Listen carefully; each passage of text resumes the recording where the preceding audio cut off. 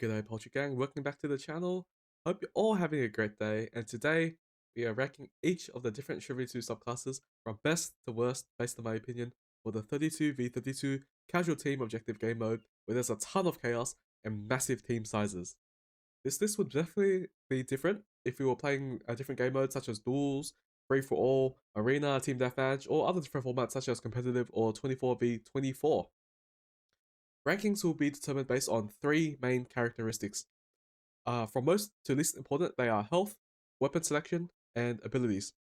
Health is important when considering different damage thresholds and how much hits you can take before you go down. Weapon selection is also important because you will always have a weapon in hand which you are using all the time. Abilities can be very powerful, but they are on cooldown, so I feel that they're the least important out of the three. Other characteristics I'll consider are class, stamina, speed, and traits as well. But I don't think they're as important as health, weapon selection, or abilities. In terms of ranking, S tier subclasses are the strongest in the game. They make the backbone of every good team. A is good, B is alright, C is bad, and D is terrible. In terms of classes, the Knight subclass are really good generalist fighters that are good on the front lines due to their high health pool. The Footman subclasses are decent specialists that can fight on the front line, doing their different roles, but it's generally not ideal. Vanguards are good flankers, having good speed to rotate around the map to take isolated fights or deliver heavy firepower where needed. The Archer subclasses are great backliners and skirmishers for harassing the enemies from range. So, with all of that out of the way, let's begin with S tier. First, we have the Officer subclass. It's the most versatile class in the game, that's why it's great at pushing back the enemy and holding ground. Its high health pool allows it to shrug off most attacks, especially sword strikes, and just keep on going. All of its non-sword weapons reliably 2-shot all classes in the game, while the longsword and sword reliably 3-shot enemies. In particular, the War Axe offers great crowd control, while the Poleaxe offers fantastic single target damage. The selection of sidearms is also great as well. The Axe can 2-shot all classes, while the Mace is really fast and good against Knights and Footmen. With access to the throwing knives in the tertiary slot, the officer can also instigate and break away from fights by harassing opponents from range. It also adds a lot of mix-up potential when you're in 1v1s, if you ever get caught out in a 1v1. It also means enemies can never run away from officers unless they want a throwing knife in the back. The Warhorn ability is also great for healing up injured teammates or giving everyone a health buff to attack or defend. It also picks up downed teammates from the ground as well. So overall, it's just a fantastic ability. Overall, the Officer is easily an S tier subclass for me. I think it's just the best in the game. Next in S tier comes the Guardian subclass. So the Guardian is a tank that excels in extremely close range fighting, and I personally believe that 32 Guardians will beat 32 out of any other combination of subclasses. This is because on top of the high health pool that Knights have, the Guardian also has access to a big shield, giving a ridiculous amount of health, staying power, and potential to close the distance with enemies. Shield can tank around 5 to 6 heavy attacks from two-handed weapons while preserving your stamina. Oh, whoops. It can also block projectiles, including ballista bolts and arrows and, javelins, whatnot. It's fantastic. The Guardian also has a versatile selection of one-handed weapons. In particular, the one-handed spear allows you to stab enemies from a long distance while putting yourself in very little danger. The Warhammer is an absolute menace, and once you close the distance with your big shield, every single opponent is going to get brain damage with how high the Warhammer, well, with how high damage the Warhammer does, especially on the special attacks and on the heavy overheads. If the enemy team also has a ton of Vanguards or Footmen, you can always use the Falchion to 2-shot Vanguards or 3-shot Footmen with the light slashes. The banner ability that the Guardian has is also the best ability in the game. So many weapons deal 88 damage on heavy attacks, which is just enough to barely 2-shot a knight. But if you ever get one tick of healing off of the banner, suddenly it takes 3 attacks for most classes to take out a knight, which is absolutely massive. The longer a banner stays up as well, the more healing it keeps on doing, and that just keeps your team in the fight for longer, especially if you're attacking or defending really contested choke points. But however, two reasons why I rank Guardian lower than the Officer is because it just can't chase other classes when you have your shield active. It just makes you extremely slow. And the second reason is that generally the Guardian doesn't have really good crowd control capabilities compared to the other classes, which have big axes or big weapons that can cleave through multiple enemies. You don't really get the same effect out of using one-hander weapons to the same extent. They just don't deal as much damage, and they don't have as much range. They don't cleave as much. So anyway, next in S tier comes the Poleman. The Poleman is not as tanky as the Officer or Guardian or any Knight class, but it has access to the longest weapons in the game, the longest reaching weapons, making it actually a great subclass for playing in the second row on the front line, just behind like the Knights and stuff.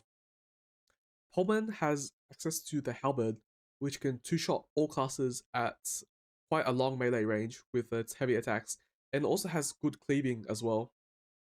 The Spear, on the other hand, allows you to three-shot enemies with heavy attacks from the longest possible melee range in the game. So it's really good at dealing single target damage, and if you drag your stabs, you can somewhat, cleave through a couple of enemies. So it's pretty good. The Poleman also has access to the Spike Trap, which is really good for using it as a ramp to reach difficult areas or traverse obstacles such as walls and barricades that the enemy may place down. And of course, you can use it to block objectives as well. The Bandage, in terms of abilities, the Bandage ability is really good for picking up down teammates and healing injured teammates. It also has niche uses to trigger different traps, such as like I don't know, hanging pots or whatever, like different traps on the map. It can also damage enemies as well. So if they've just bandaged up, chuck a healing pack at them, it hits them, it deals 1 damage to them, and then they stop healing. So that can also be quite funny and has really nice use as well. Also, if you ever chuck a healing pack on the ground and you get down, you can always walk over. You can also always crawl over that healing pack and pick yourself up. So it acts as a bit of a self revive. So that's pretty decent, I guess. But anyway, overall, I feel that the Poleman class is really good for fighting alongside teammates. However, if you ever find yourself isolated, you're often disadvantaged against more melee-oriented. Like you're worse off against other classes with big two-hander weapons that are good in closer combat, unless you're fighting like an archer or something. The Poleman is almost always a good pick to play. It's just that it's not as versatile as an Officer or Guardian, which puts it in third place on S tier for me. Next in S tier comes the Longbowman. This subclass is an absolute long-ranged menace and is the most versatile out of the 3 archer classes in my opinion, due to its great mobility while shooting to avoid damage. It's also very versatile in having the option to loose off quick or charged arrow shots depending on the situation.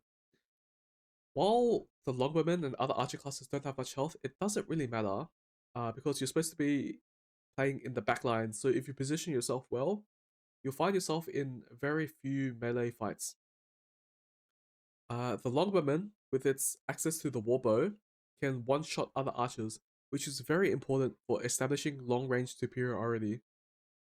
The warbow can also two-shot vanguards and reliably three-shot footmen and knights. With so much healing in Chivalry 2, the ability to just loose off an arrow and pick off injured enemies from across the map is so valuable when you're trying to convert injured enemies into kills. Even if your shots don't land, they lower the damage required by your teammates to two-shot enemies with axes and swords, which is absolutely massive because those are some of the most common and the most popular weapon types in the game. Both bows are extremely fast to use, and you're never really in danger as long as you're ducking in and out of cover or concealment while you're charging up your shots to shoot at the enemy. Your selection of sidearms isn't great compared to like the other archer classes, but the hatchet and short sword in particular can be used to defend yourself in a pinch. But like I said, if you position yourself well as an archer class, you will find yourself in very few melee fights. So having a worse selection of sidearms isn't that much of a big deal, in my opinion. In terms of the ability, the Longbowman's Brazier ability allows you to dip your arrows into it to get fire arrows, and you can two-shot Footman with it. Or you can use these fire arrows to cancel out the healing effects of enemies for a short duration if you hit them. So it's actually pretty decent. But more importantly to me, You can use the brazier as a piece of like deployable cover that can block enemies. The spike trap can also be used to block enemies, projectiles, and combatants as well, and also acts as a mini platform that you can use to get elevation to shoot over your teammates. You can also use it to peer over walls or hedges or different pieces of like really tall cover or get on top of rooftops. The spike trap is so versatile. It's a great equipment to be using. So anyway, overall, I think the Longbowman is a fantastic subclass for harassing enemies at range. If you use the warbow, you can just deny enemy archers from playing the game, and they can absolutely ruin vanguards. Finally, to round out S tier is the field engineer. This subclass is specialized for and excels at attacking and defending objectives. It's always a good idea to play field engineer, and if the enemy has field engineers, you need to play field engineer. Otherwise, your team will be at a disadvantage. The field engineer's native weapons deal 2-time damage to destructibles such as objectives, barricades, banners, and siege weapons. The sledgehammer and pickaxe are very fast to use and can 2-shot every class with 2 heavy overheads. They also conveniently also 2-shot banners and what's it called, ballistas, which is fantastic as well for doing objectives. The sledgehammer is better against players because it just does more damage when you do a heavy overhead. However, I feel that the pickaxe is better against objectives because it swings just a bit faster than the sledgehammer. Yeah, it just swings a bit faster. But either way, you can't go wrong with using either of those weapons, to be honest. You also have access to the golden dog as well, but I feel that if you want to play as a specialist class, such as the field engineer, you might as well use a sledgehammer or pickaxe, which are specialized for doing the objective a bit better than the golden dog, to be honest. And also, furthermore, like if you use the pickaxe, you can actually pick off shields off the ground to give yourself a bit of extra added protection. You can always pick up extra sidearms off the ground as well. So if you feel that you're ever getting disarmed a lot, you can always pick up extra weapons. So if you ever drop your primary, you always have a backup. In terms of equipment, I feel that the barricade and the spike trap are really good for blocking enemies as you do the objective. So you can always place them down while you're smashing walls, smashing or raising like ladders, raising siege ramps and stuff, and you'll protect yourself from projectiles such as ballista bolts, arrows, melee attacks, everything really. So if you want to like turn the crank in some maps, you place down a barricade, you stand behind it, turn the crank, you're safe. It's really good. The bandage ability, as mentioned before, is pretty good, and on field engineer, it's better because when you apply the bandage kit to teammates, you also heal yourself for a little bit, which gives you a ton of staying power, a lot of like longevity when you're doing objectives. So this is great. The bandage kit is so much better on the field engineer class. Overall, I just feel that the field engineer is a must-have when you're playing team objective game modes. So this puts it straight to S tier to me, and just rounds out S tier. Now onto A tier. First off, we have the Crusader. So just like the officer class, and the Guardian, the Crusader is quite tanky with its Knight health pool. It also has a versatile array of weapons to choose from. So you got the Mesa for carving up teams of Vanguards, you got the Battle Axe, which is a monster in close range, the Execution Axe allows you to play Warhammer Vermintide, and the Quarterstaff is actually a sleeper weapon for spamming heavy overheads against Knights and Footmen. It'll two-shot them, and it's really fast, has really good range. The sidearms are also fantastic as well, just like the officer. But I would argue that having throwing axes in the tertiary slot is not as good as having throwing knives because you cannot hold the throwing axes in your offhand. If you get caught out in melee with the throwing axes, you're worse off than having the throwing knives plus the sidearm. But it's still very good for uh, harassing enemies and chasing down enemies. In terms of abilities, I feel that the fire pot, the oil pot, is not very good. It applies fire to the ground when thrown that can deny healing, but it doesn't do that much damage, nor does it last that long. Furthermore, enemies can just jump over the fire pot and not take any damage at all. It does have decent use. It's decent at getting in chip damage against VIPs and enemies that are hiding in corners. But that's about it, really. I feel that all the classes in S tier are just a bit better at what they do compared to the Crusader. But that being said, I still feel that Crusader is a very good class to play. It's very good. The second subclass in A tier is the Crossbowman. The Crossbowman, just like the Longbowman, is great at dealing damage at long range. I also feel that the crossbows are easier to use than the longbow, but the damage potential is just not as high.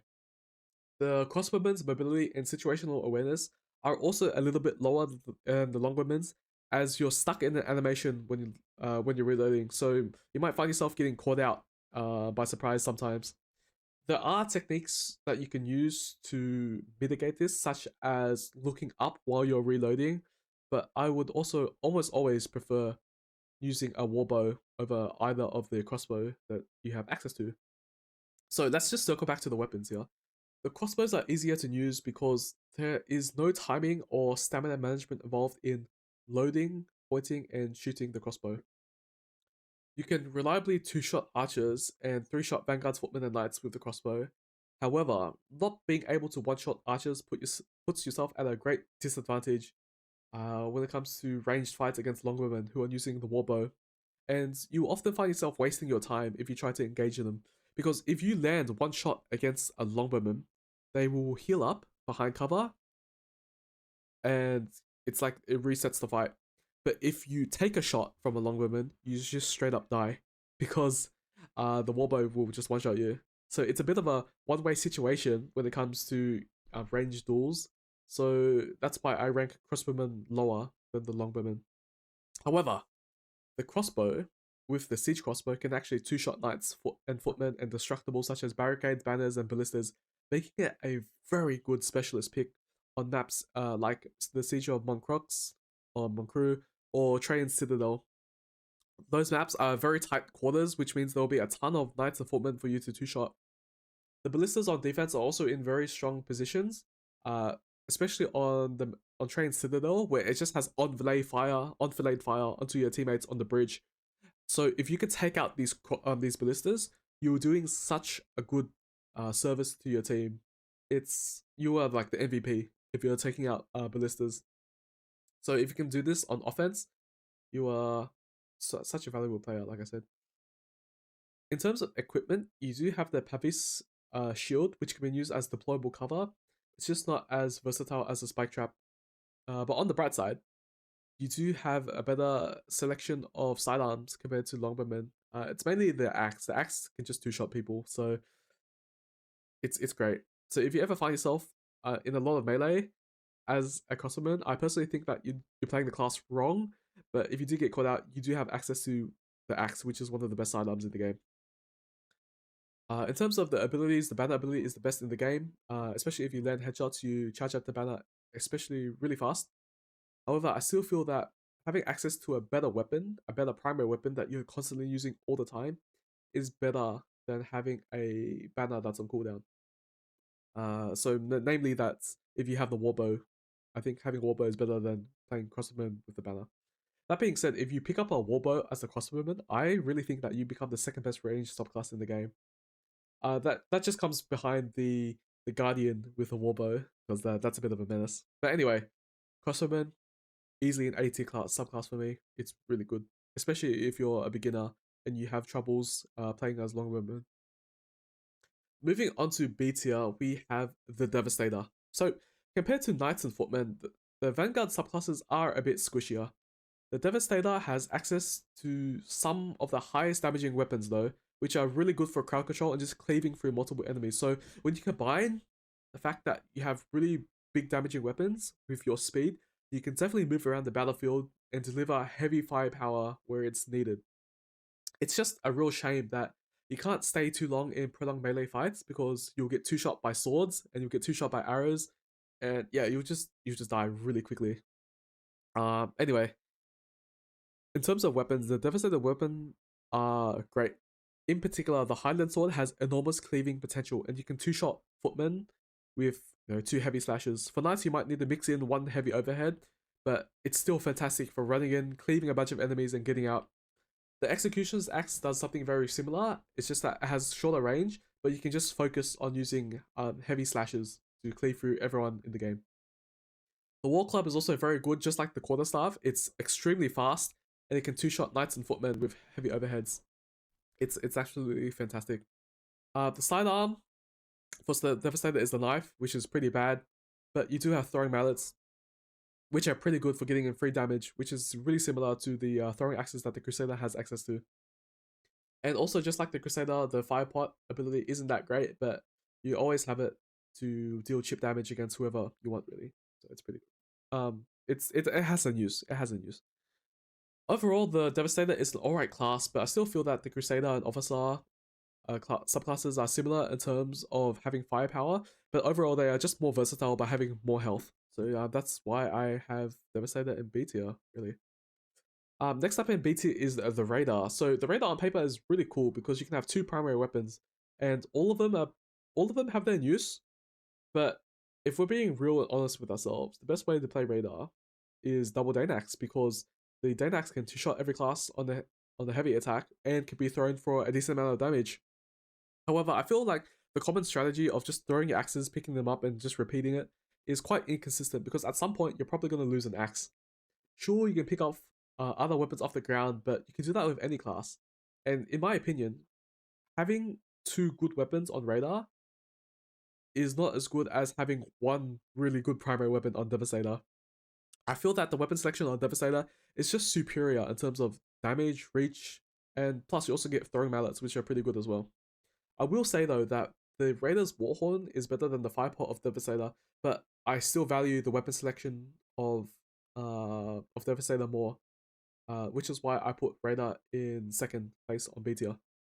The last subclass for B tier is the Men at Arms. So, with the bonus speed of using one-handed weapons, the Men at Arms can actually traverse the battlefield quite quickly. It's not as fast as Vanguard, but it's just fast enough, because when you pair it with the bonus chase speed that you get from running down enemies, you can chase anybody. You also have access to a shield, which provides extra protection and stamina to the subclass, which makes it actually really good and specialized at isolating engagements like 1v1s and picking off enemies in melee. Because you have a bit more health compared to Vanguard, and you do have access to a shield, you can fight on the front lines in a pinch, but obviously you're not as good as a Crusader, an Officer, or a Guardian in getting in close range combat. The weapon selection is quite good on Men at Arms, just like the Guardian. In particular, the one-handed spear and the rapier are really good when you can catch enemies out in 1v1s and pick them off. You aren't, like I said before, as tanky as a knight, but you can still reasonably fight people. Your bandage is good for healing teammates, as it is on the other classes. Overall, I feel like this class is alright at what it wants to do, but you're still better off playing as the knight if you're experiencing heavy fighting, because the extra speed doesn't really matter if you're in a crowded melee, but the lower health does. But I also feel that if you want to rotate around the map a lot and isolate enemies, you're better off playing as one of the Vanguard subclasses, because you're just that much faster.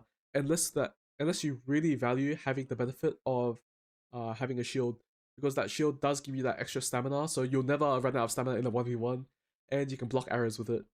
So it's a bit of a toss up. It's up to you. It's up to you what you want to play as. So next up is the Ambusher in C tier. I really love this class. I really do. Most of my highest kill games and my highest kill death ratio games are with the Ambusher, because it is a very specialized class and it's really good at what's it called, darting in and out of combat and picking off weakened and isolated enemies. The only problem, or the main problem, is that you are really squishy with Vanguard health and you have really short weapons. What you want to do is that your class's role and playstyle is like a hybrid between Longbowman and Men at Arms. More correctly, it would be like Skirmisher and Men at Arms, but I'll get onto Skirmisher later. But simply put, when you play as Ambusher, you're putting yourself at a primary weapon disadvantage compared to every other melee classes. Your weapons are shorter and they don't deal as much damage. You have accesses to a throwing knives, but they are finite. Sure, your throwing knives can deal extra headshot damage, and if you hit enemies in the back with your melee, you do extra backstab damage. I was gonna say backshot damage, but that's clearly not correct. But those aren't really reliable ways to hit the enemy. I really think that you're better off playing as the Officer with the sword and throwing knives, because you can deal more damage while adopting a similar playstyle, while having like that extra health pool. Uh, but I feel like the Ambusher does have a use. I feel like it's best used against players you know are lesser skilled than you. You can definitely pull off some flashy combat tricks, making this class really fun to play. And when you catch people out in 1v1s, it's really hard for them to close the distance with you or run away without getting harassed because you do have those throwing knives that you can just constantly chuck at enemies. If you get into 1v1 combat, you do have a lot of stamina to work with, and you do have a lot of speed to combine with your fast weapons and the combat tricks that you can use to dispatch the enemies. But always keep in mind that your primary weapon is most of the time not as good as the primary weapons that other classes have access to. This also does put you in the problem in that you don't really have any options to fight multiple enemies, and if you fight multiple enemies, I still think that you're playing Ambusher wrong. But if you get caught out in like a 2v1 or 3v1, 4v1, your weapons don't really have good crowd control. And if you want to throw your knives at enemies, you'll get stuck in an animation and one of the enemies will hit you. A common argument that people give that is that the hatchet can do crowd control because it can cleave, but if we're being real with ourselves, if you get matched up against two messers or two halberds or two or whatever, you just can't hang. You're just at a disadvantage, straight up. So that's the reality of playing Ambusher. You're really specialized in picking off single enemies. But in that sense, it's very good. But you can always play any other class and do the same thing, you know? You do have access to the Banjo kit, which is pretty good, I'd say. But this class has too many negatives for me to put anything above C tier in good conscience, even though I love the class so much. It's I can't put anything higher than C tier for me. And finally, in D tier, we have the Skirmisher. So, the Skirmisher is a cool class. It can be both a melee and a range class at the same time, but you're neither specialized or really good at doing either of those things. You don't have that many projectiles to throw, and these projectiles can be blocked. They don't deal that much extra damage compared to bows and crossbows, and you have to put yourself in close. You have to put yourself closer to danger to be able to use the javelin and the throwing axes effectively. Furthermore, like if you want to spam these projectiles, you run out of stamina really quickly. Meaning, if you actually do get caught in melee, you're pretty much screwed because you're gonna have no stamina to work with. On top of all of this, Longbowman can one-shot you from across the map before you get in range to retaliate against them. Of course, you have your shield, which does the job some of the time to block projectiles, and you can pick up bigger shields off the ground. But at the end of the day, you're still getting one shot by so many weapons, including like heavy swords. So yeah, it is what it is, man. It's you're not a very good class. The Skirmisher is not a very good subclass. On the bright side, you do have a good selection of sidearms, but if you're getting caught in melee, you have disadvantage compared to the other melee classes. And if you want to play as a long range class, I really feel that you should play as any other archer class. And if you want to play as a melee class, you should play as any other melee class. Right? In terms of your ability, the quiver ability isn't very good because it doesn't really support your team in any meaningful way. And it's only really helpful on certain maps where it's really hard to find resupply crates. Otherwise, it's just I'd say it's a useless ability, to be honest. Overall, Skirmisher is an easy D tier class for me. It's not very good. It can be fun to play, but it's not very good. That really brings me to the end of this this tier list, this Chivalry 2 subclass tier list. If you agree or disagree, please let me know in the comments below. Everyone has different opinions, different playstyles, and I really like to hear about what you guys have to say. Anyway, thank you all for watching. It's been almost half an hour now. It's time to wrap things up. Thank you all for watching, and I'll see you guys next time. Peace.